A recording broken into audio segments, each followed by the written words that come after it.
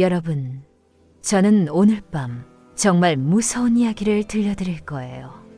한 젊은 여성이 어떻게 자신의 시어머니를 완전히 미치게 만들려고 했는지, 아니, 정확히 말하면 미친 사람으로 만들어서 모든 재산을 빼앗으려고 했는지에 대한 이야기입니다.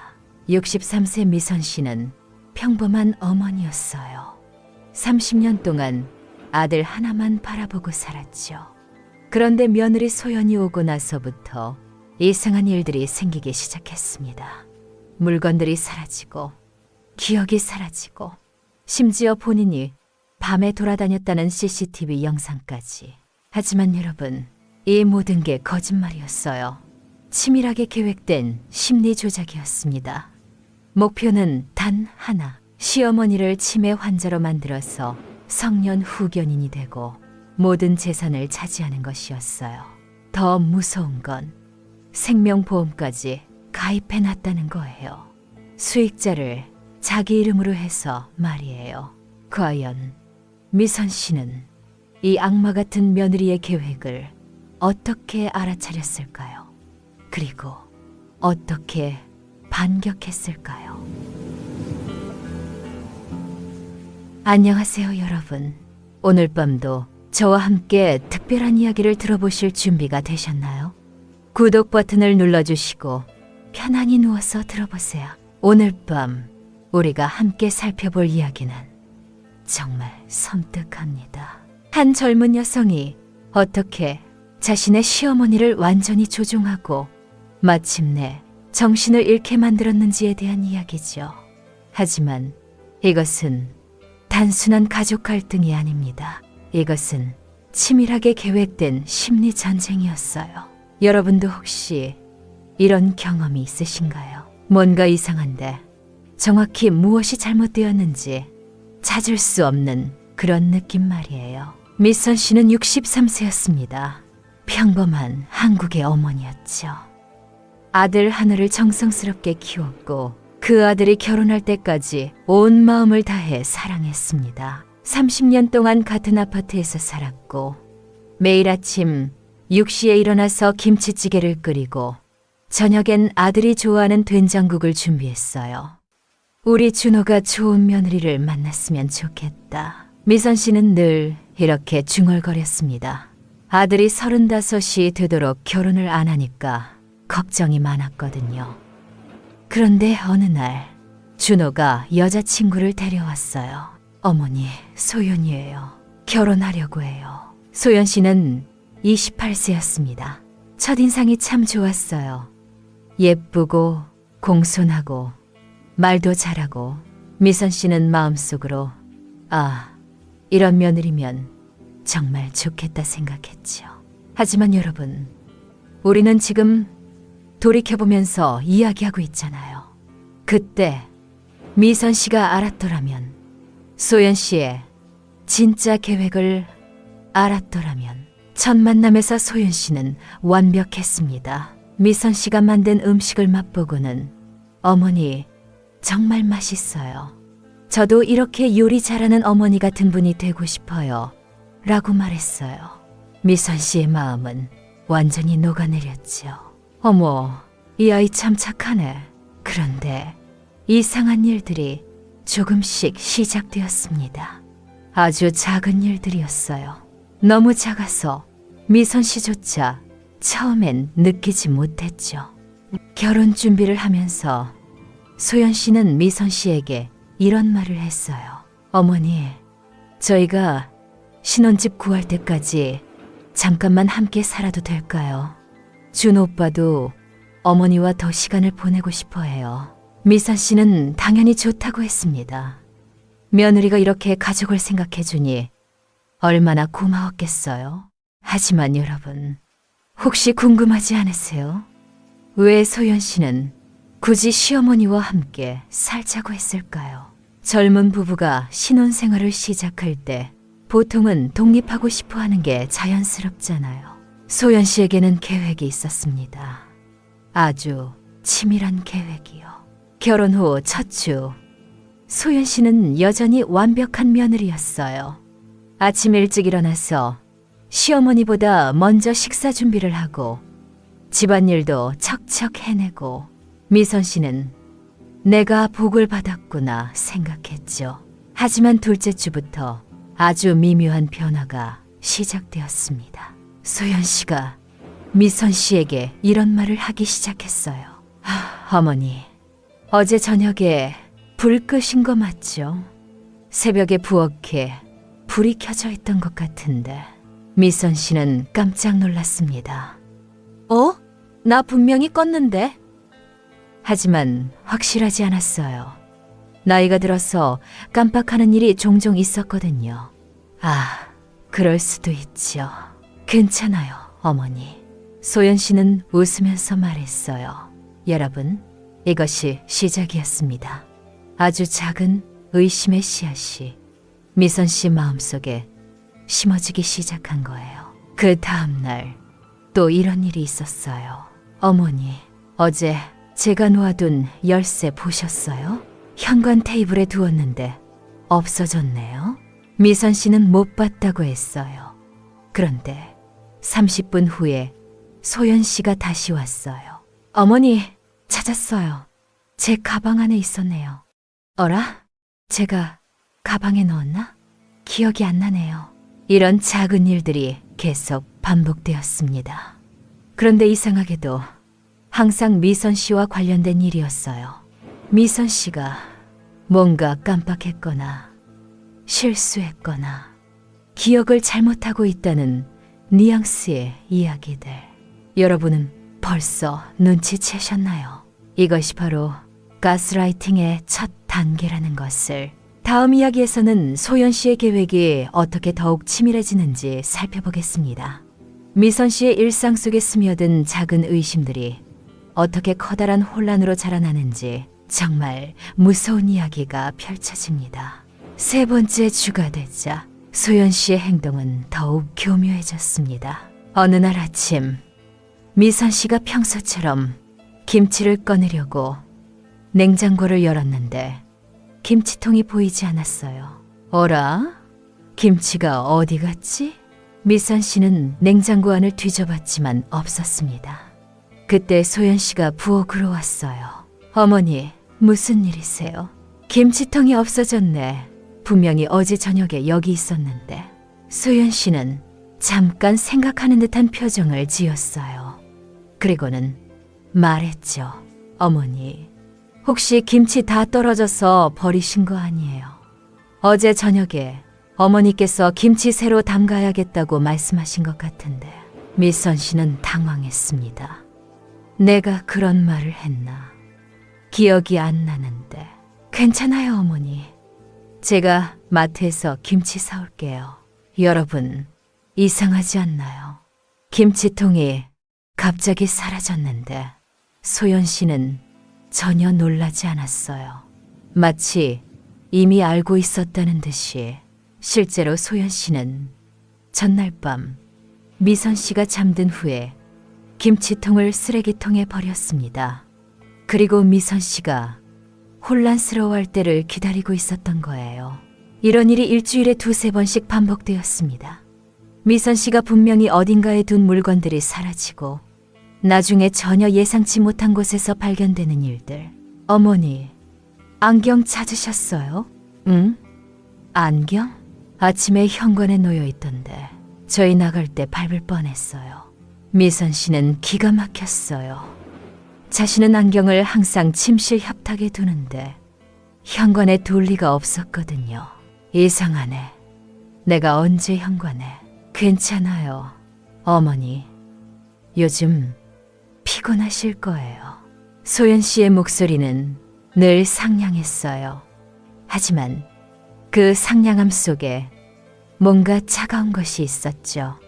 미선 씨는 그것을 느꼈지만 정확히 무엇인지 알 수 없었어요. 더 무서운 건 준호의 반응이었습니다. 어머니, 요즘 많이 깜빡하시네요. 아들이 이렇게 말했을 때 미선 씨의 마음은 정말 아팠어요. 준호야, 엄마가 그렇게 심하게 깜빡해? 소연이가 걱정하던데요. 어머니가 가스레인지 끄는 것도 깜빡하시고. 미선 씨는 깜짝 놀랐습니다. 내가 언제 가스레인지를 안 껐다고? 하지만 준호는 이미 소연 씨의 말을 믿고 있었어요. 매일 아침 출근 전에 어머니, 가스레인지 조심하세요 라고 말하기 시작했죠. 여러분, 이것이 바로 고립의 시작입니다. 소연 씨는 미선 씨와 아들 사이에 작은 균열을 만들어내고 있었던 거예요. 한 달이 지났을 때 미선 씨는 자신을 의심하기 시작했습니다. 정말 내가 그렇게 깜빡하나? 나이가 들어서 그런가? 거울을 보면서 이런 생각을 했어요. 63살이면 아직 젊은 편인데 벌써 치매가 오는 건 아닐까? 그런데 정말 이상한 일이 또 생겼어요. 어느 날 저녁, 미선 씨가 평소보다 일찍 잠자리에 들었는데 새벽 3시쯤 목이 말라서 일어났어요. 부엌에 물을 마시러 갔는데 소연 씨가 거실에서 뭔가 하고 있었습니다. 미선 씨는 문틈으로 살짝 들여다봤어요. 소연 씨는 미선 씨의 안경을 들고 있었고 그걸 현관 신발장 위에 올려놓았어요. 그리고는 조용히 자기 방으로 들어갔죠. 미선 씨는 숨이 멎을 것 같았습니다. 이게 뭐지? 왜 소연이가 내 안경을? 하지만 확신할 수 없었어요. 혹시 자신이 잘못 본 건 아닐까? 새벽이라 눈이 어두워서 다음 날 아침 예상대로 안경이 현관에서 발견되었어요. 어머니, 또 안경이 현관에 있네요. 정말 조심하셔야 해요. 소연 씨의 목소리는 여전히 다정했습니다. 하지만 미선 씨는 이제 소름이 돋았어요. 이 아이가 정말로, 하지만 누구에게 말할 수 있을까요? 준호에게? 내 부인이 내 안경을 숨겨놓고 있다고 누가 믿어줄까요? 여러분도 상상해보세요. 만약 여러분이 미선 씨 입장이라면 이런 상황에서 어떻게 하겠어요? 의심은 있지만 확신은 없고 가장 가까운 사람들마저 여러분을 이상하게 보기 시작할 때 이것이 바로 소연 씨가 원하던 상황이었습니다. 미선 씨를 완전히 고립시키고 스스로를 의심하게 만드는 것. 하지만 이것은 아직 시작에 불과했어요. 더 충격적인 진실이 기다리고 있습니다. 그날 밤 이후 미선 씨는 잠을 제대로 잘 수가 없었습니다. 내가 정말 본 게 맞나? 소연이가 정말로? 머릿속이 복잡했어요. 한편으로는 며느리를 의심하는 자신이 나쁜 시어머니 같아서 죄스럽고, 다른 한편으로는 뭔가 이상하다는 느낌을 지울 수가 없었어요. 다음 며칠 동안 미선 씨는 소연 씨를 유심히 관찰했습니다. 하지만 소연 씨는 여전히 완벽한 며느리였어요. 아침 일찍 일어나서 식사 준비를 하고 집안일도 척척 해내고, 어머니, 오늘 날씨가 좋으니까 같이 마트에 갈까요? 그래, 좋다. 마트에서 장을 보면서 미선 씨는 소연 씨의 행동을 더 자세히 봤어요. 그런데 정말 이상한 일이 생겼습니다. 소연 씨가 갑자기 이런 말을 했어요. 어머니, 저기 김씨 아주머니네요. 인사드릴까요? 미선 씨가 돌아보니까 정말로 같은 아파트에 사는 김 아주머니가 있었어요. 30년 넘게 이웃으로 지낸 분이었죠. 김 아주머니, 안녕하세요. 소연 씨가 먼저 다가가서 인사했어요. 어머, 소연 씨, 미선 씨도 안녕하세요. 그런데 김 아주머니가 미선 씨를 보면서 이상한 표정을 지었어요. 미선 씨, 요즘 어떠세요? 괜찮으세요? 네? 저 괜찮은데요. 그게 며칠 전에 아파트 복도에서 배웠는데 인사를 해도 못 들으시는 것 같더라고요. 혹시 어디 아프신가 싶어서. 미선 씨는 깜짝 놀랐습니다. 언제요? 저 김 아주머니 못 봤는데요. 미선 씨는 화요일 오후에 엘리베이터 앞에서 저 분명히 미선 씨 하고 불렀는데 그때 소연 씨가 끼어들었어요. 그때 어머니가 많이 피곤해 하셨어요. 요즘 잠을 잘 못 주무시거든요. 김아주머니가 걱정스럽게 물었어요. 그래요? 미선 씨, 혹시 건강검진 받아보셨어요? 요즘 나이 들면 여러 가지. 미선 씨는 당황했어요. 자신은 분명히 화요일에 집 밖으로 나간 기억이 없었거든요. 집으로 돌아가는 길에 미선 씨가 소연 씨에게 물어봤어요. 소연아, 내가 정말 화요일에 밖에 나갔나? 어머니, 기억 안 나세요? 쓰레기 버리러 나가셨잖아요. 미선 씨는 머리가 띵했어요. 정말로 기억이 안 났거든요. 내가 정말 그랬나? 기억을 못하는 건가? 하지만 여러분, 진실은 이랬습니다. 화요일 그날, 미선 씨는 하루 종일 집에 있었어요. 감기 기운이 있어서 쉬고 있었거든요. 그런데 소연 씨는 어떻게 했을까요? 소연 씨는 미선 씨와 비슷한 체형의 옷을 입고 마스크를 쓰고 머리 스타일도 비슷하게 해서 복도를 지나갔어요. 일부러 김 아주머니가 볼 수 있는 시간에 말이죠. 그리고 김 아주머니가 미선 씨 하고 부를 때 일부러 못 들은 척하며 지나갔던 거예요. 이것이 바로 소연 씨의 두 번째 단계였습니다. 미선 씨의 기억을 의심하게 만들 뿐만 아니라 다른 사람들에게도 미선 씨가 이상하다는 인상을 심어주는 것이었죠. 그 다음 주에는 더 충격적인 일이 생겼습니다. 미선 씨가 평소처럼 아침 운동을 하러 나갔는데 아파트 관리사무소 직원이 다가왔어요. 미선 씨 어머님, 죄송한데 한 말씀 드릴 게 있어서요. 네, 뭔데요? 어제 저녁에 CCTV를 확인해 봤는데 어머님께서 새벽 이 시쯤에 복도를 걸어 다니시더라고요. 혹시 어디 아프신 건 아니신지? 미선 씨는 기절할 뻔했어요. 새벽 2시예요? 제가? 저 그 시간에 잠자고 있었는데요. 그런데 CCTV에는 분명히 미선 씨는 너무 당황했어 말을 제대로 할 수가 없었어요. 관리사무소에 가서 직접 CCTV를 봤는데 정말로 자신과 똑같은 모습의 사람이 새벽에 복도를 걸어 다니고 있었어요. 이게 뭐죠? 제가 아닌데. 하지만 화면 속 인물은 분명히 미선 씨처럼 보였어요. 같은 옷, 같은 머리 스타일, 같은 걸음걸이. 집으로 돌아가는 길에 미선 씨는 다리에 힘이 빠졌어요. 내가 정말 새벽에 나갔나? 기억이 없는데. 이게 무슨 일이지? 여러분, 혹시 추측하셨나요? 그 CCTV 속 인물이 누구였는지. 소연 씨는 미선 씨의 옷을 몰래 가져다 입고 머리 색깔까지 염색해서 뒤에서 보면 완전히 미선 씨처럼 보이게 했어요. 그리고 새벽에 복도를 걸어 다니며 일부러 CCTV에 찍힌 거였죠. 이제 미선 씨 주변의 모든 사람들이 그녀를 이상하게 보기 시작했습니다. 이웃들, 관리사무소 직원들, 심지어 아들까지도. 어머니, 정말 괜찮으세요? 병원에 한번 가보시는 게 어떨까요? 준호가 이렇게 말했을 때 미선 씨의 마음은 산산조각이 났어요. 하지만 이것도 소연 씨의 계획 중 일부였습니다. 미선 씨를 완전히 고립시키고 모든 사람이 그녀의 정신 상태를 의심하게 만드는 것. 정말 무서운 일이 아직도 남아 있었습니다.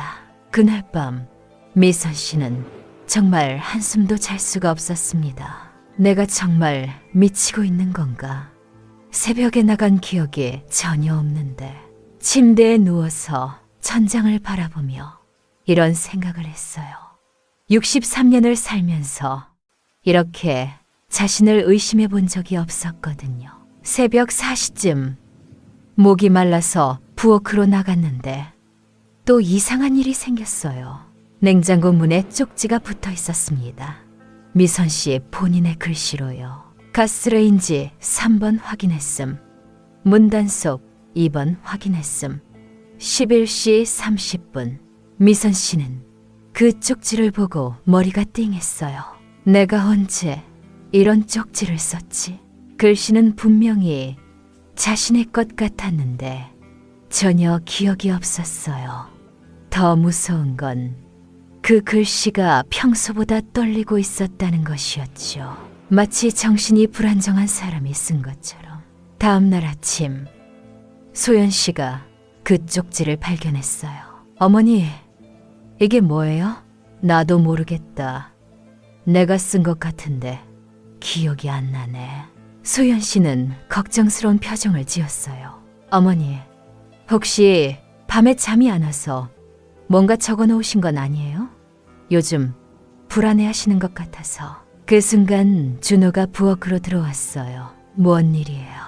소연 씨가 쪽지를 보여주며 말했어요. 어머니께서 밤에 이런 걸 써놓으셨는데 기억을 못하세요. 준호가 쪽지를 보더니 표정이 어두워졌어요. 어머니, 이런 일이 자주 있으세요? 아니야, 처음이야. 정말 기억이 안 나는데. 하지만 준호의 눈빛은 이미 달라져 있었어요. 어머니를 보는 시선의 걱정과 그리고 약간의 경계심이 섞여 있었죠. 여러분, 물론 그 쪽지는 소연 씨가 쓴 것이었어요. 미선 씨의 글씨를 완벽하게 따라해서 일부러 떨리게 써서 불안감을 표현한 거였죠. 소연 씨는 이미 몇 주 전부터 미선 씨의 필체를 연습하고 있었어요. 미선 씨가 쓴 메모들을 몰래 사진으로 찍어서 연습했죠. 그 다음 주 더 교묘한 일이 벌어졌습니다. 미선 씨가 평소처럼 동네 마트에 갔는데 계산대에서 신용카드가 막혔어요. 이상하네요. 다시 해보세요. 하지만 계속 막혔어요.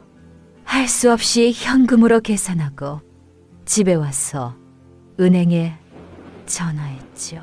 고객님, 어제 새벽 2시에 온라인으로 비밀번호를 5번 틀리게 입력하셔서 카드가 정지되었습니다. 새벽 2시예요?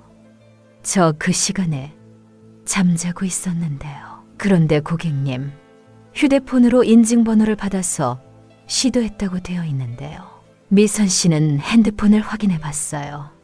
정말로 새벽 2시에 인증번호 문자가 와 있었어요. 이게 어떻게 된 일이지? 내가 정말 새벽에... 하지만 그럴 리가 없었어요. 미선 씨는 온라인 뱅킹을 거의 사용하지 않았거든요. 진실은 이랬습니다. 소연 씨는 미선 씨가 잠든 사이에 그녀의 핸드폰을 가져다가 일부러 비밀번호를 틀리게 입력한 거였어요. 미선 씨의 핸드폰 잠금 해제, 비밀번호를 이미 알아냈거든요. 이런 일들이 계속 쌓이면서 미선 씨는 점점 자신감을 잃어갔어요. 내가 정말 이상해지고 있는 건가? 기억을 못하는 일이 이렇게 많다니. 그런 미선 씨를 보면서 소연 씨는 속으로 만족했어요. 이제 거의 다 왔어. 조금만 더. 어느 날 저녁, 준호가 진지한 표정으로 말했어요. 어머니, 소연이와 이야기해봤는데 병원에 한번 가보시는 게 좋을 것 같아요. 병원? 왜?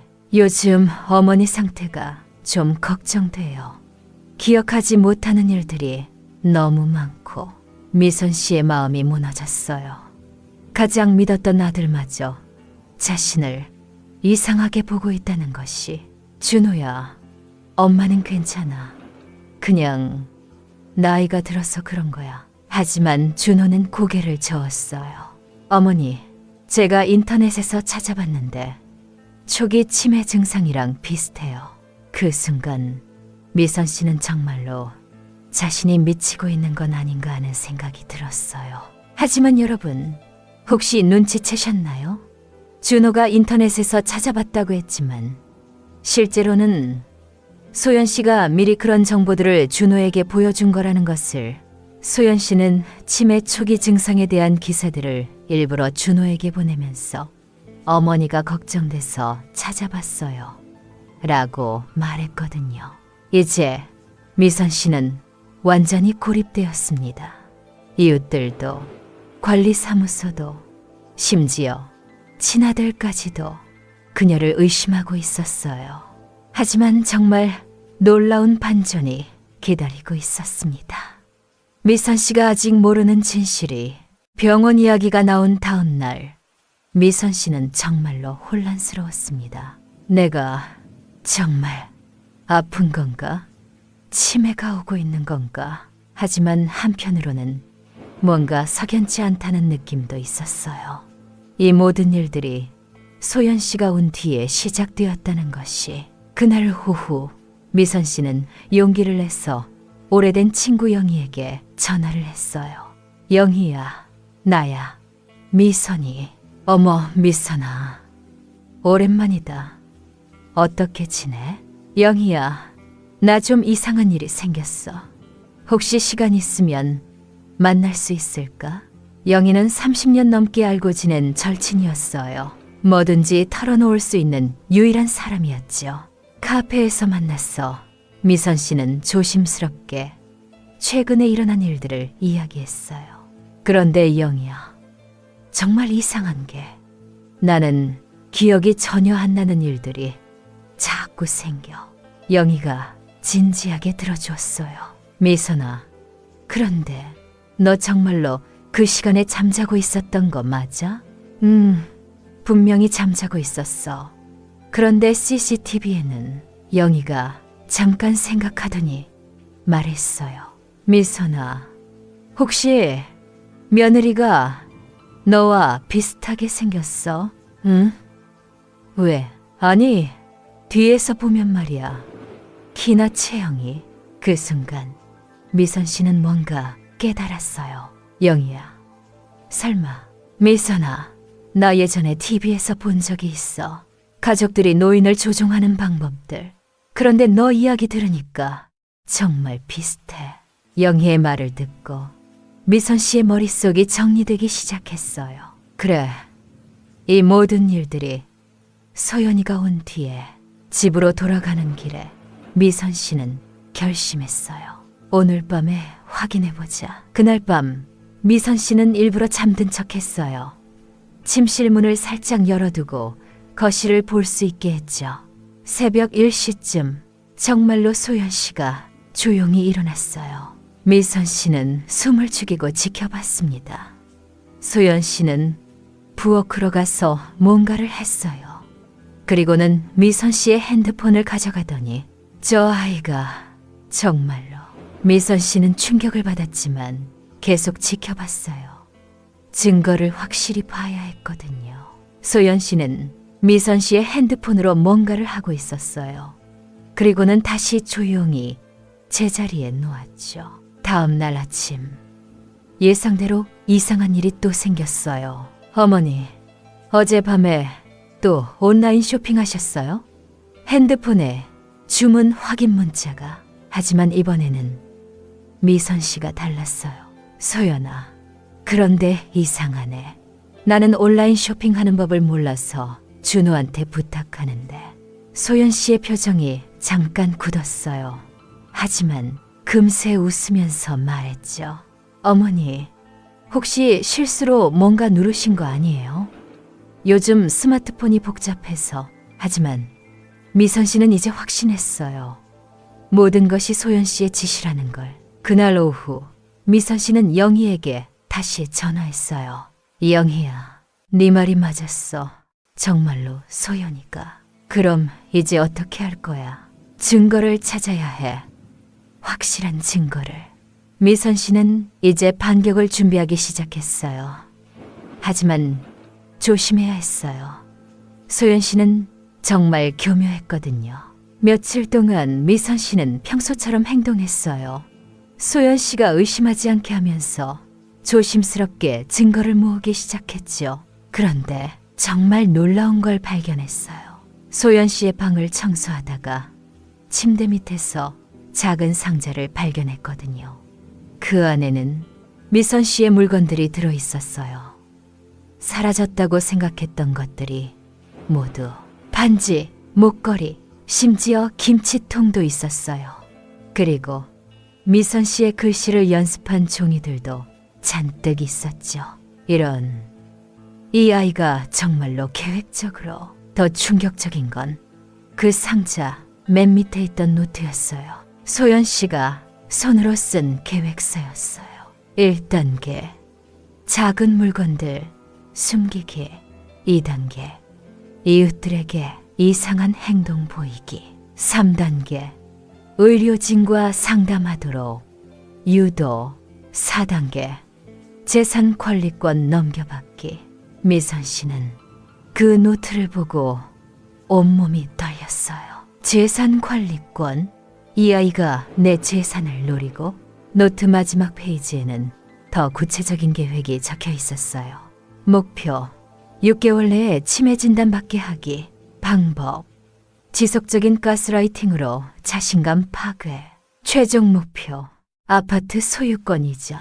여러분, 이제 소연 씨의 진짜 목적이 드러났습니다. 시어머니를 정신적으로 조종해서 재산을 차지하려는 치밀한 계획이었던 거예요. 하지만 미선 씨의 반격은 이제 시작이었습니다.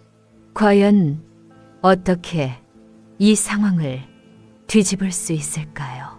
더 놀라운 반전이 여러분을 기다리고 있습니다. 미선 씨는 그 노트를 손에 들고 한참을 서 있었습니다. 이 아이가 정말로 내 재산을 노리고 있었구나. 처음에는 화가 났어요.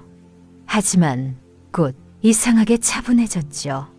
이제 모든 퍼즐이 맞춰졌거든요. 그래, 이제 내가 계획을 세워야 해. 미선 씨는 그 상자를 다시 원래 자리에 두고 모든 걸 원상복구했어요. 소연 씨가 모르게 해야 했거든요.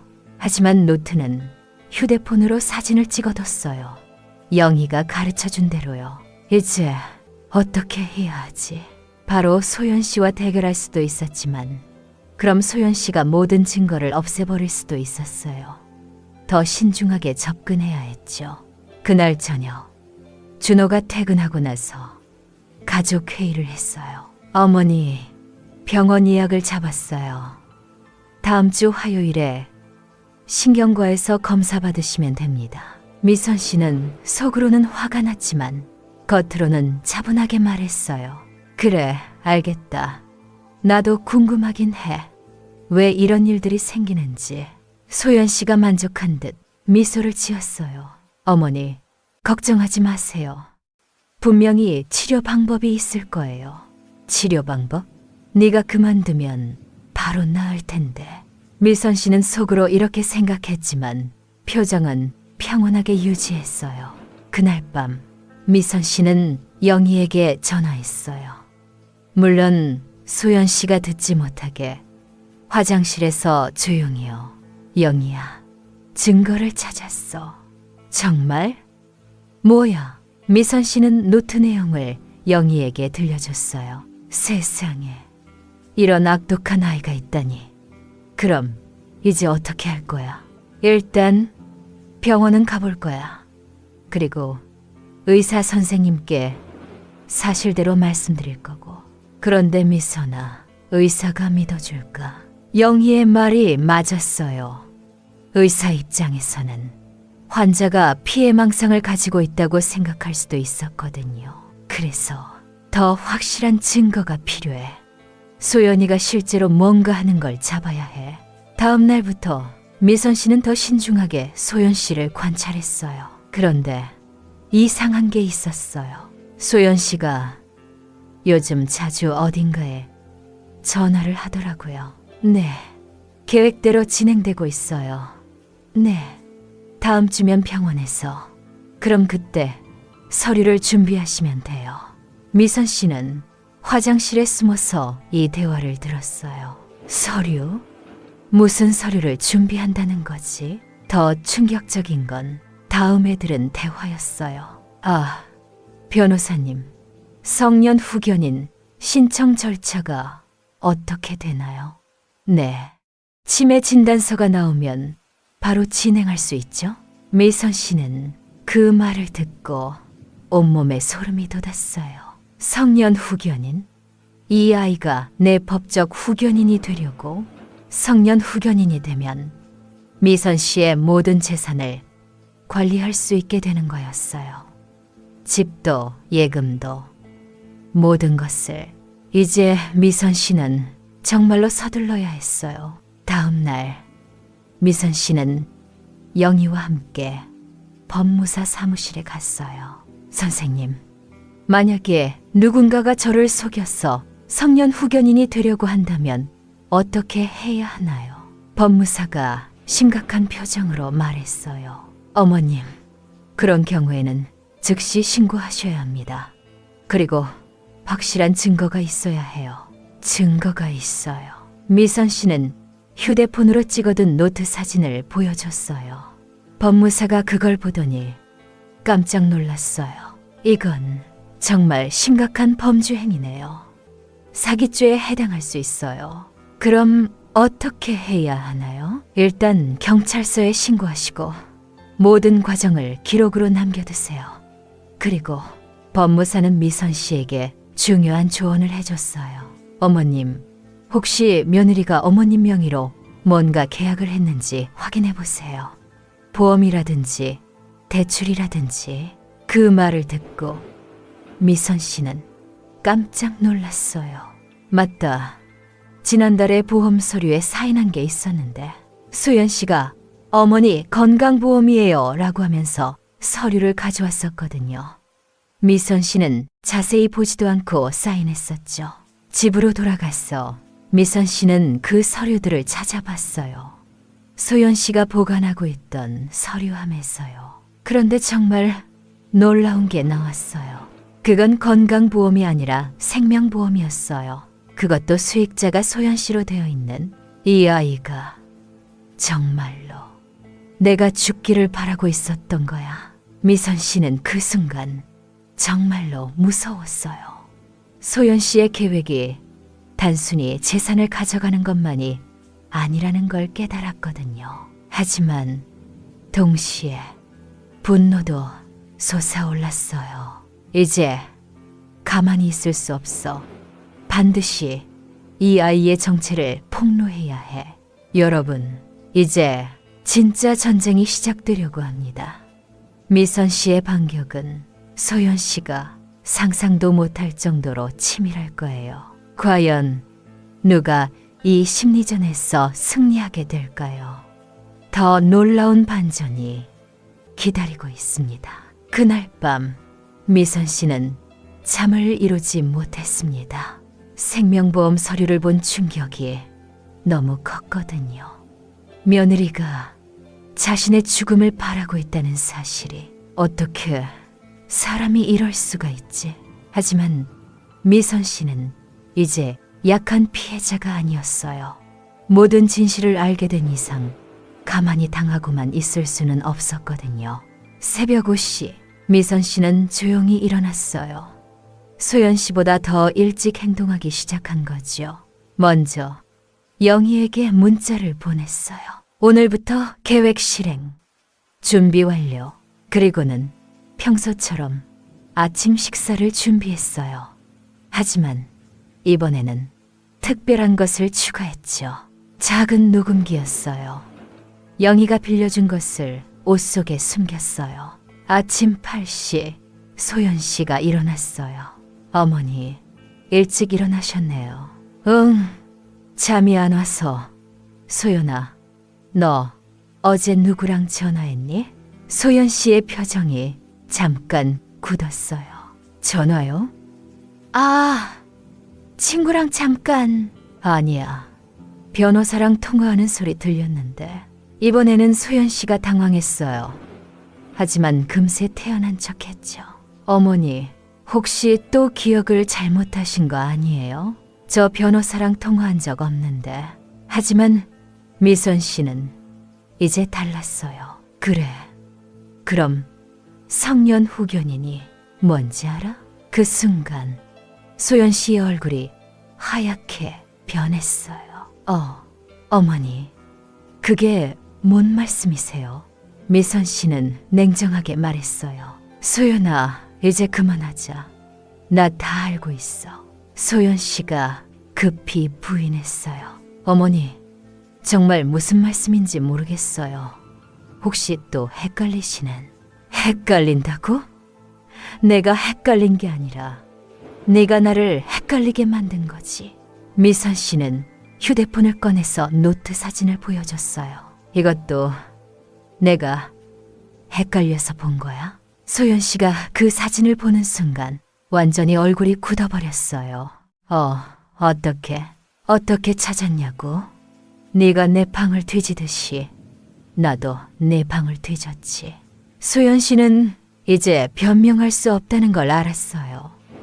하지만 포기하지 않았죠. 어머니, 그건 제가 어머니 걱정해서 생명보험을 내 이름으로 가입하고 수익자를 너로 한 거야? 이번에는 소연 씨도 할 말이 없었어요. 잠깐의 정적 후에 소연 씨의 표정이 완전히 바뀌었어요. 이제 더 이상 착한 며느리의 가면을 쓰지 않았죠. 그래요. 알았다면 어쩔 수 없네요. 소연 씨의 목소리가 차갑게 변했어요. 하지만 어머니, 누가 믿을까요? 치매 증상을 보이는 노인의 말을요? 치매? 내가 언제 치매라고 진단받았는데? 아직 안 받았지만 곧 받을 거예요. 다음 주 병원에서요. 소연 씨는 이제 완전히 본색을 드러냈어요. 어머니, 지난 몇 달 동안에 모든 증거들이 있어요. CCTV 영상도, 이웃들의 증언도, 준호의 걱정도, 모든 게 어머니가 정신적으로 문제가 있다는 걸 보여주죠. 하지만 미선 씨는 웃었어요. 소연아, 네가 놓친 게 하나 있어. 뭐야? 나 혼자가 아니라는 거야. 그 순간 초인종이 울렸어요. 영희와 함께 경찰관 2명이 들어왔어요. 소연 씨, 사기 및 노인학대 혐의로 신고가 접수되었습니다. 소연 씨는 깜짝 놀라며 뒤로 물러섰어요. 뭔 소리예요? 저 아무것도 안 했는데. 경찰관이 미선 씨에게 말했어요. 어머님, 증거 자료들 잘 받았습니다. 녹음 파일도 방금 전 대화 내용이 잘 들어있네요. 미선 씨는 옷 속에서 녹음기를 꺼내 보여줬어요. 네가 방금 전에 한 말들 모두 녹음되어 있어. 소연 씨의 얼굴이 창백해졌어요. 이건 불법 녹음이에요. 우리 집에서 내가 한 녹음이 뭐가 불법이야. 그때 또 다른 사람이 들어왔어요. 법무사였죠. 소연 씨, 미선 씨 명의로 가입한 생명보험 서류도 확인했습니다. 명백한 사기 행위네요. 이제 소연 씨는 완전히 궁지에 몰렸어요. 여러분, 이것이 바로 미선 씨의 반격이었습니다. 혼자가 아니라 주변 사람들과 함께 모든 증거를 수집해서 한 번에 소연 씨의 계획을 무너뜨린 거예요. 하지만 아직 끝나지 않았어요. 준호는 어떤 반응을 보일까요? 그리고 소연 씨의 마지막 발악은 그때 현관문이 열리는 소리가 들렸어요. 준호가 퇴근해서 들어오는 소리였죠. 이게 무슨 상황이에요? 준호는 집안에 경찰관과 법무사 그리고 영희까지 있는 걸 보고 당황했어요. 소연 씨가 급히 준호에게 달려갔어요. 오빠, 어머니가 갑자기 이상한 사람들을 불러서 저를 사기꾼이라고 해요. 하지만 미선 씨가 차분하게 말했어요. 준호야, 앉아라. 엄마가 설명해 줄게. 준호는 어리둥절한 표정으로 소파에 앉았어요. 미선 씨는 지난 몇 달 동안의 모든 일들을 차근차근 설명했어요. 사라진 물건들, 조작된 CCTV, 가짜 쪽지들, 그리고 이게 소연이가 쓴 계획서야. 준호가 휴대폰 사진을 보더니 얼굴이 점점 굳어졌어요. 이게 정말이에요? 경찰관이 말했어요. 네, 필적 감정도 의뢰할 예정입니다. 하지만 방금 전 대화 녹음 파일만으로도 충분한 증거가 됩니다. 준호는 소연 씨를 바라봤어요. 소연아, 이게 사실이야. 소연 씨는 이제 눈물을 흘리기 시작했어요. 하지만 이것도 연기였죠. 오빠, 저는 정말 어머니를 위해서 어머니 건강이 걱정됐어. 건강이 걱정돼서 생명보험을 네 이름으로 가입했다고? 준호의 목소리가 차가워졌어요. 그건 소연 씨는 더 이상 변명할 수 없었어요. 그때 준호가 한숨을 크게 쉬더니 말했어요. 사실은 나도 이상하다고 생각했어. 뭐? 미선 씨가 깜짝 놀랐어요. 어머니, 사실 한 달 전부터 이상했어요. 어머니가 그렇게 급작스럽게 기억력이 나빠질 리가 없잖아요. 준호는 계속 말했어요. 그래서 며칠 전부터 소연이를 지켜봤어요. 그런데 정말로 뭘 봤는데 새벽에 어머니 방에 들어가는 거 봤어요. 그리고 어머니 핸드폰을 가져가는 것도 소연 씨의 얼굴이 완전히 하얗게 변했어요. 오빠, 그건 나도 증거를 모으고 있었어요. 어떻게 말씀드릴지 고민하고 있었는데 준호는 자기 핸드폰을 꺼내서 보여줬어요. 이건 어젯밤에 찍은 거예요. 화면에는 소연 씨가 새벽에 미선 씨의 안경을 현관에 놓는 모습이 선명하게 찍혀 있었어요. 오빠, 어떻게? 소연아, 나 너를 3년 동안 사귀었는데 네가 이런 사람인 줄 몰랐어.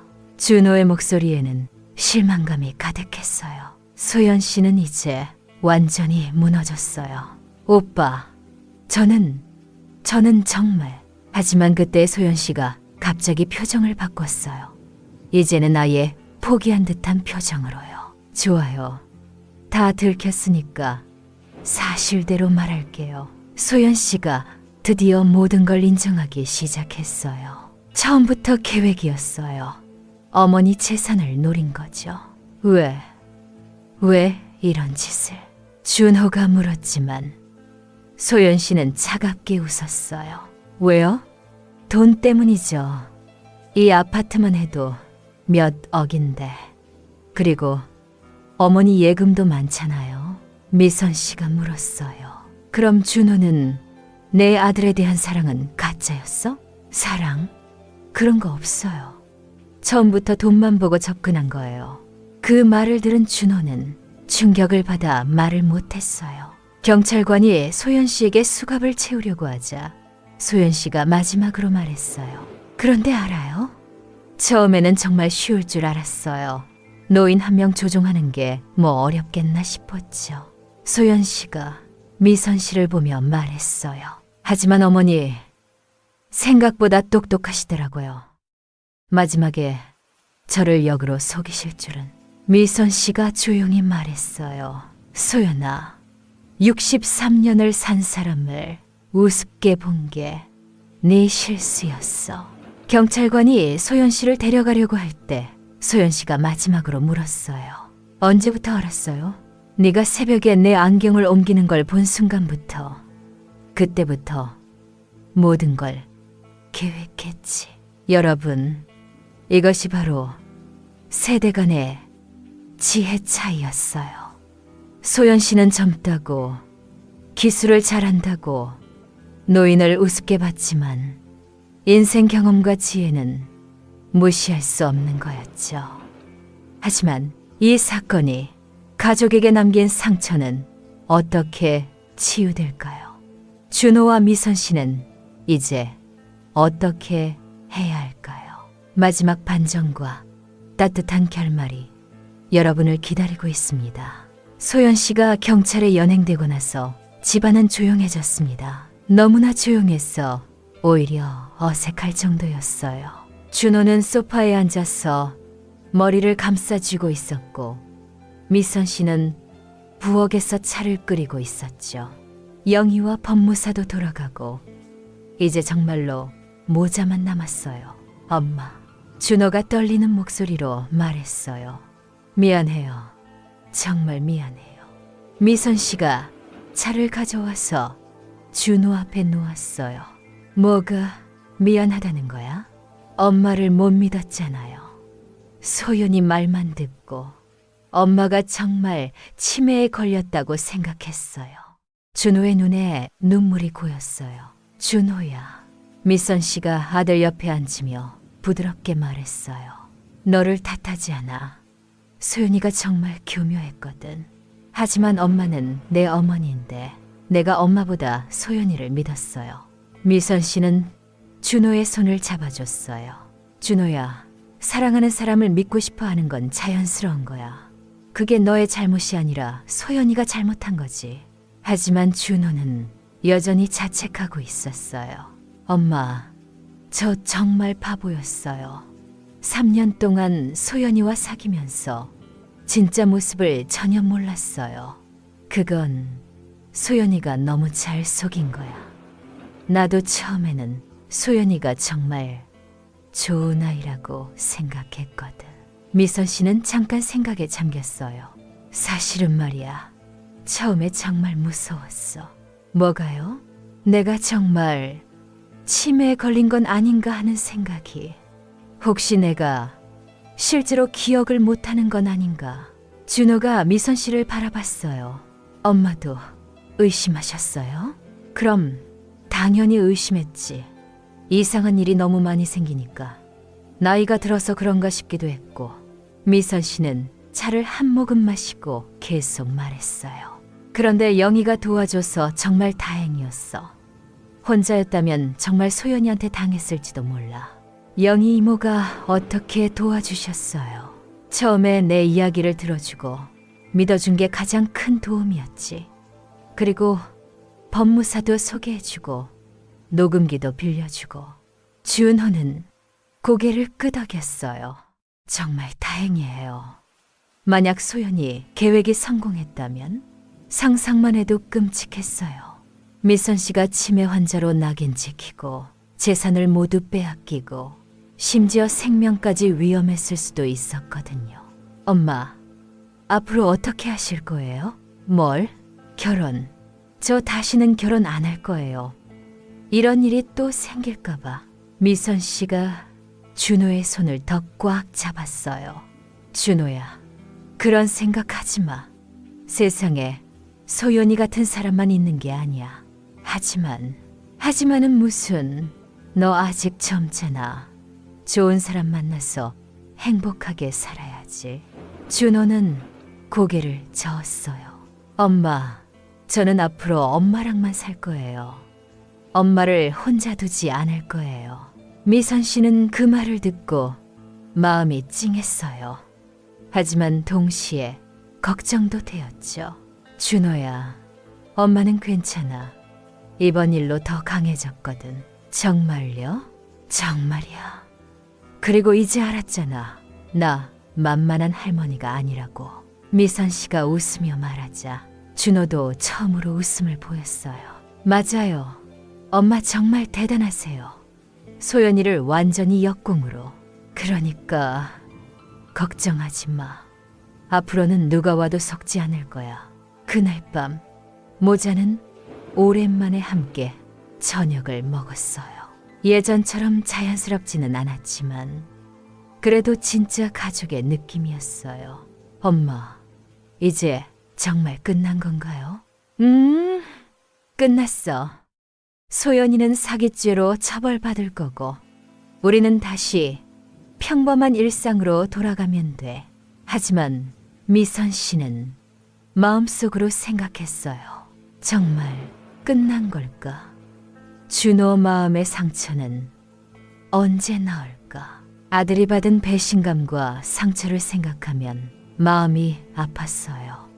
하지만 시간이 약이라고 천천히 나아질 거라고 믿었죠.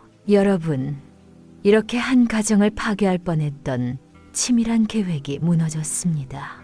하지만 남은 상처들은 어떻게 치유될까요? 진짜 마지막 이야기에서는 이 가족이 어떻게 새로운 시작을 하게 되는지, 그리고 이 모든 일이 그들에게 어떤 교훈을 남겼는지 들어보겠습니다.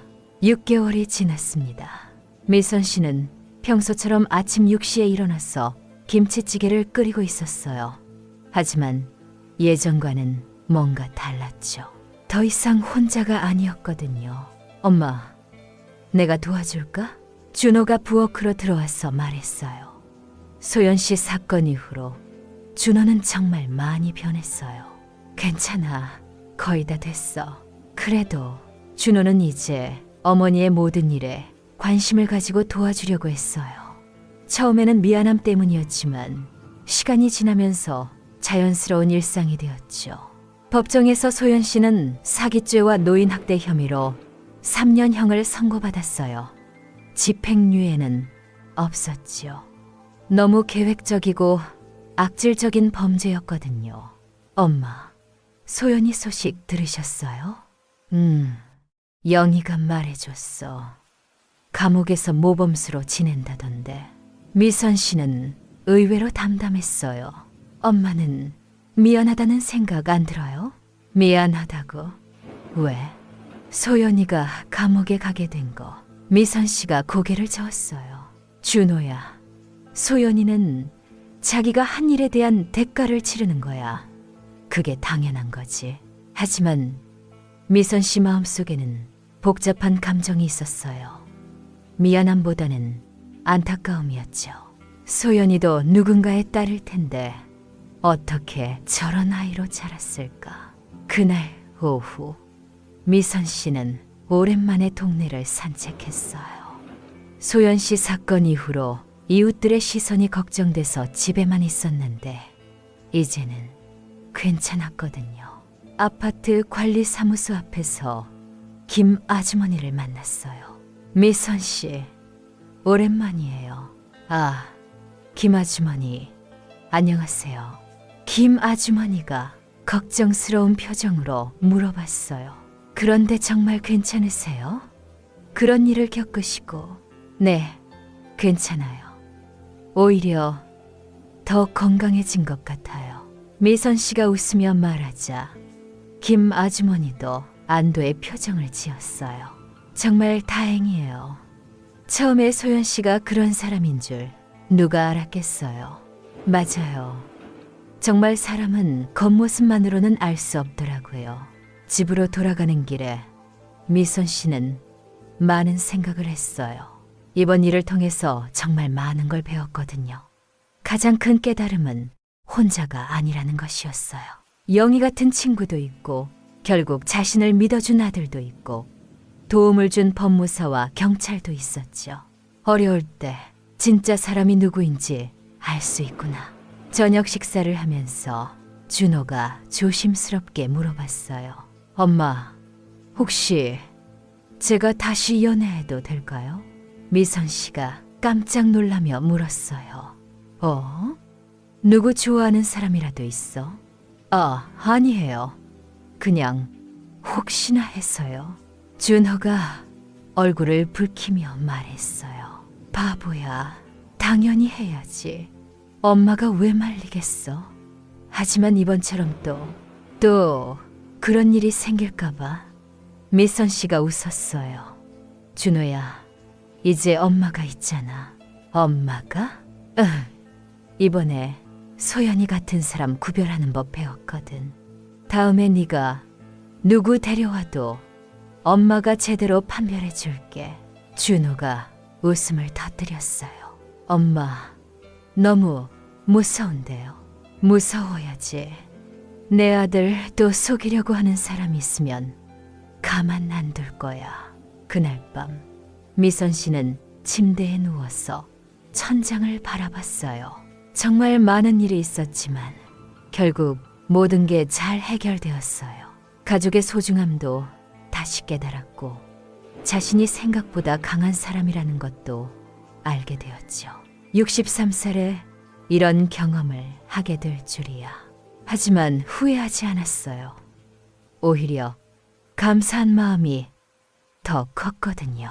소연 씨 덕분에 아들과 더 가까워졌고 진짜 친구가 누구인지도 알게 되었고 자신의 능력도 확인했으니까요. 여러분, 이것이 바로 인생이죠. 어려운 일이 생기면 그것을 통해 더 강해지고 더 현명해지는 거예요. 미선 씨처럼 말이에요. 지금 이 순간에도 어디선가 누군가를 속이려고 하는 사람들이 있을 거예요. 하지만 진실은 언젠가 반드시 밝혀지죠.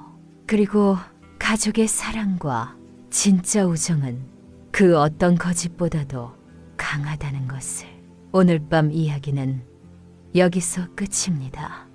편안한 꿈 꾸시고 내일도 좋은 하루 보내세요. 구독과 좋아요 잊지 말아주시고 다음에 또 만나요. 이야기가 어떠셨나요? 더 자세한 부분이나 다른 에피소드를 원하신다면 댓글로 말씀해 주세요.